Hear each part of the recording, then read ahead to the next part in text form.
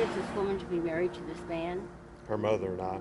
It's the day Shanna and Justin Aranda just couldn't wait for. Shanna, I give you this ring Shanna, I give you this ring as a sign of my vow. as a sign of my vow. These two Oklahomans from Moore are getting married in Arkansas, in the historic tourist town of Eureka Springs. The hills, the trees, the birds, the crickets, it's just beautiful. But they didn't choose to get married here because of the town's beauty, its charming bed and breakfast, or its friendly people.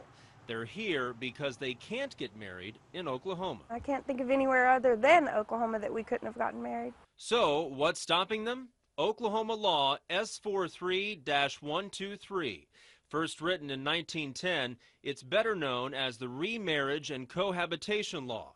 The law says any Oklahoman who gets divorced has to wait 6 months to marry someone else. Enable them to grow. Shanna was divorced after a lengthy court battle 3 months ago. We have a family member who's very ill, and we may not have the 6 months. To love and to cherish.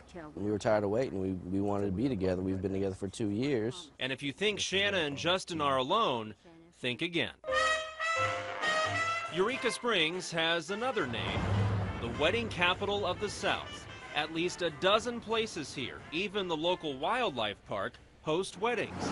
Many of them couples from Oklahoma, getting around that very same law. I would say that it has helped the town. It definitely has. Susan Misavage owns the Angel at Rose Hall, another bed and breakfast that hosts more than 200 weddings a year. I've had some guests that have said that, this is our second marriage, or this is not our first marriage, and then we know that we can come to Eureka and get married a lot quicker. Misavage believes the Oklahoma law helped build Eureka Springs and says getting rid of the law might tear it down. I would definitely think that it would have an effect on the economy in the town, as well as other businesses, as well as myself. On average, 200 people every month come here to the Carroll County Courthouse in Eureka Springs to get a marriage license. And it's estimated 75% of them are from Oklahoma. If I can't get married at home in my church, then I want to go somewhere pretty. With the Oklahoma law giving the Arkansas town such an economic boost, would lawmakers consider repealing it? Oklahoma State Senator Jim Wilson says probably not. It's like one of those laws where you have to have a lantern in front of your automobile when you drive down the road. We just never repealed. While Wilson admits it's outdated, he says it's one of those morality laws Oklahomans usually don't like to get rid of. Even though the law doesn't prevent recent divorcees from getting married here, it does say they can't live together when they come back here.